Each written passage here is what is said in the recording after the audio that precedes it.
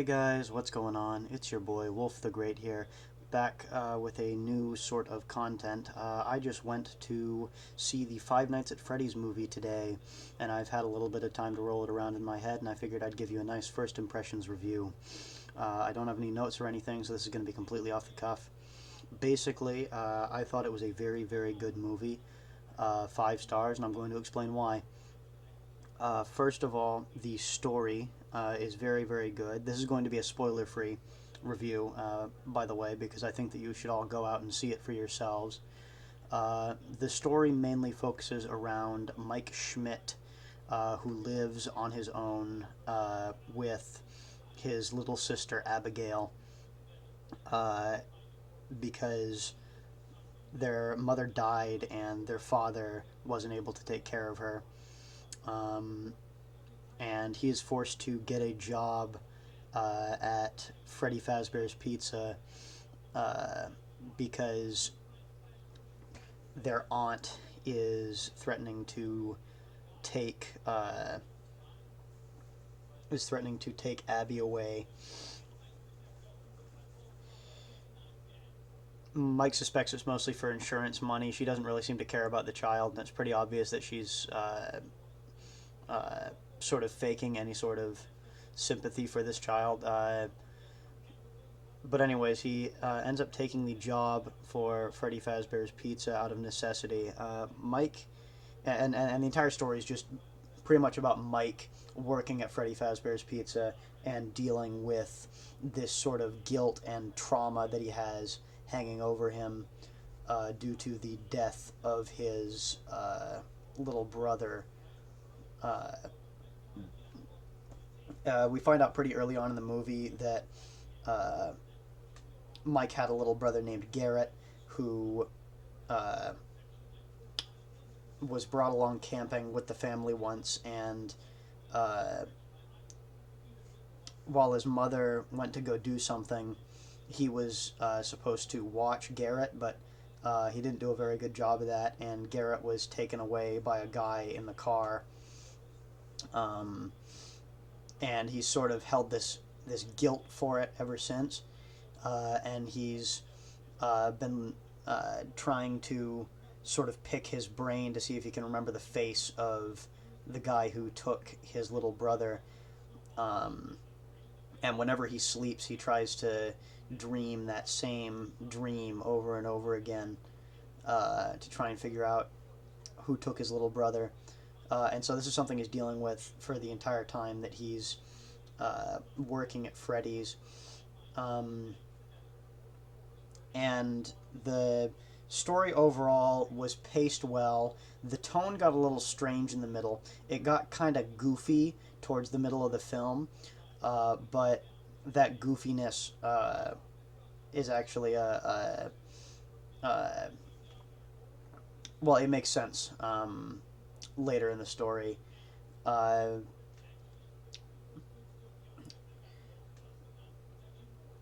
there were a few things I did like about the story. First of all, it doesn't really seem like they prioritize any one part of the plot over another. It seems like everything that deserves to be looked at and talked about is looked at and talked about. Uh, One thing I will say about the film itself is that it has two guest appearances. Uh, One of the guest appearances is integrated fairly naturally into the plot, and the other guest appearance seems to be a little shoehorned, if that makes any sense. It seems like it takes up too much on screen time, but it seems to make sense due to the nature of the person who is doing this cameo. Um, um, the film is packed with all sorts of fan service, references to things that you'll understand if you've been in the community long enough.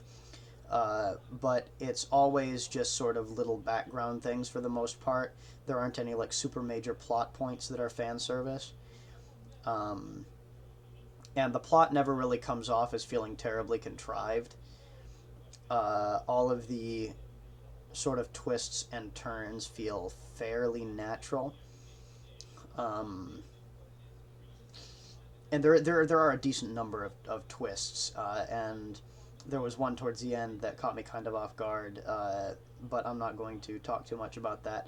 The characters are all very good, and I think that that's mostly down to the acting, uh, and of course the writing. I mean, acting's nothing without writing, and writing is kind of useless without acting.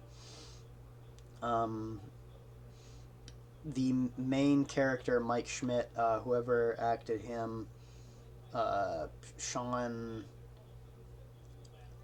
I can't remember his name, but anyway,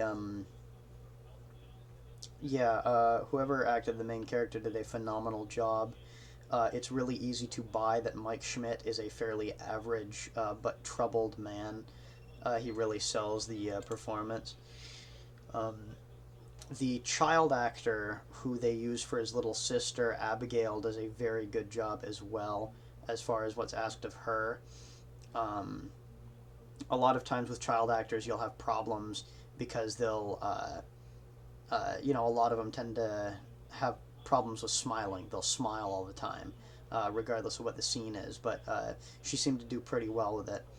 Uh, Vanessa, who is sort of the primary side character during the film, is acted very well. I don't really like her as a character all that much. I think that her writing could have been a little bit better, but I think that overall, the performance sort of sells it. The animatronics themselves, the Jim Henson Creature Workshop did a phenomenal job on bringing these characters to life, and I was very impressed with the practical effects used to make these creatures move and walk. There were a couple of criticisms I had, however.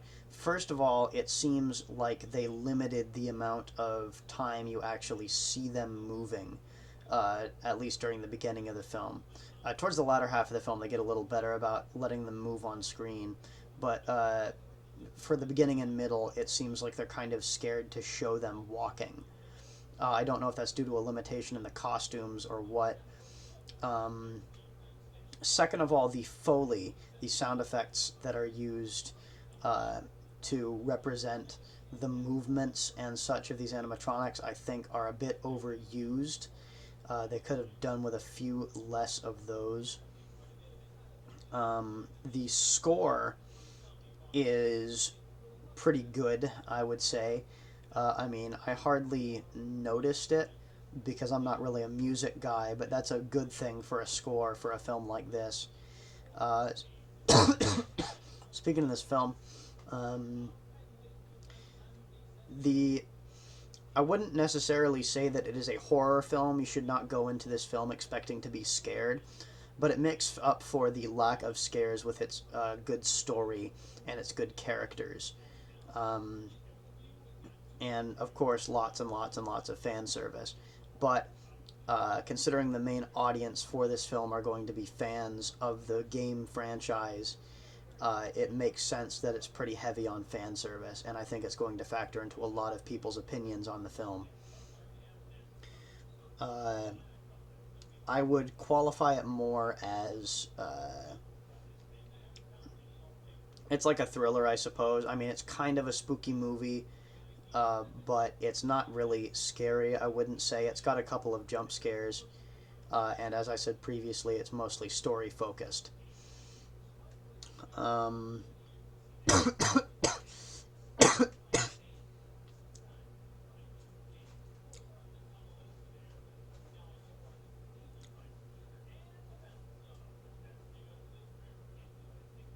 the casting, the casting was very good. I believe they picked all the right people for the roles. A lot of people have been making jokes about Matthew Lillard, um, and his role in the film. However, I think that uh, it's actually pretty impressive what he manages to do with the role. I think he manages to pull it off pretty well. And as someone who's only ever seen him in the Scooby Doo films, I'm pretty impressed by how well he was able to adapt to this particular role. Having said that, uh, he doesn't really. It's it's not like what usually happens with a lot of celebrity castings, where the one celebrity on the cast sort of takes up all of the attention for the entire movie, because he's not. There's a large part of the movie that he's not really present for. First of all, and second of all, when he is present in the scenes he's in, he's very much a he's very much like an individual player in the scene. Uh, he the scene really only works uh, when it's him and somebody else that he's sort of bouncing off of, and thankfully that's what happens in uh, all the scenes he's in. So he's utilized very well. um, the actual set design was very, very good. It is not uh, accurate to the first game in several respects. First of all, the office is quite a bit different. There aren't any mechanical ceiling doors. Uh, and the actual layout of the pizzeria itself is different, but I think that's really to the movie's benefit, because the a lot of the minor scares in the film itself are uh, made possible by the vulnerability that Mike is given as a protagonist. Um, the fact that the office,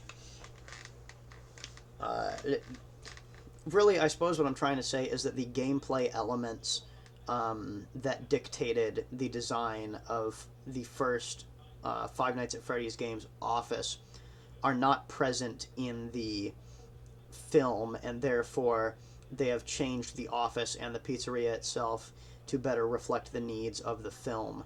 And as far as doing that, they've done very, very, very well. The pizzeria does legitimately look like a Chuck E. Cheese. Um, I say as someone who's been in a few myself. Uh, and I would imagine it looks very similar to what a Chuck E. Cheese would have looked like back in the 80s. Um,